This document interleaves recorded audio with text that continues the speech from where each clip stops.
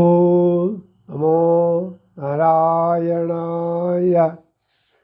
കബന്ധൻ കഥ തുടരുന്നു. ബ്രഹ്മാവിൻ്റെ വരബലം കാരണം താൻ മരിച്ചില്ല. ദേവേന്ദ്രൻ തല വയറിനുള്ളിലാക്കി മുഖവും പാദങ്ങളും കുറ്റിയിലായ ശേഷം 1 യോജന നീളമുള്ള കൈകളുമായി ഇവിടെ വസിച്ചുകൊള്ളാൻ പറഞ്ഞു. ആരെങ്കിലും കൈകളുടെ മധ്യത്തിൽ വന്നാൽ അവരെ പിടിച്ചു ഭക്ഷണമാക്കി ജീവിച്ചു പോന്നു.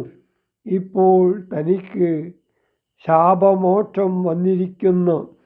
ശ്രീരാമദേവനും ശ്രീലക്ഷ്മണനും കൂടി ആ കൃത്യം നിർവഹിച്ചിരിക്കുന്നു. വിധിപ്രകാരം അഗ്നി ജ്വലിപ്പിച്ചു ഈ ദേഹം ദഹിപ്പിച്ച ശേഷം തൻ്റെ ദിവ്യരൂപം ദേഹത്തിൽ നിന്നു പുറത്തുവരും.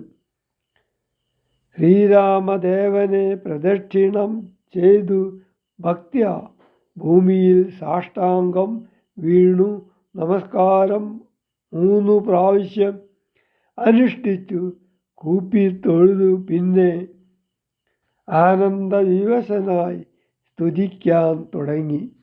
വദ്യനല്ലൈകാമൂലം വൃത്തിക്കു മഹേന്ദ്രനും ഉത്തമാംഗത്തെ മമ കുറ്റിയിലക്കീടിനാൻ.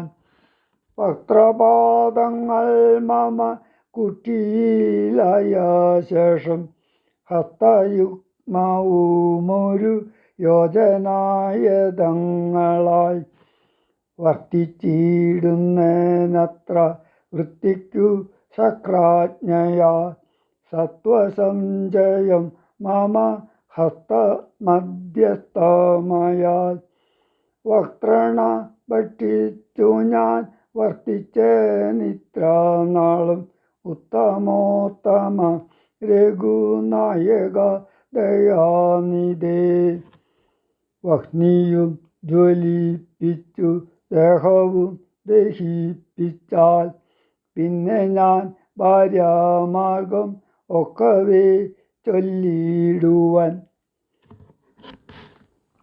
മേദിനി കുഴിച്ചതിലിന്ധനങ്ങളുമിട്ട് വിധിഹോത്രനെ ജ്വലിപ്പിച്ചിതു സൗമിത്രിയും.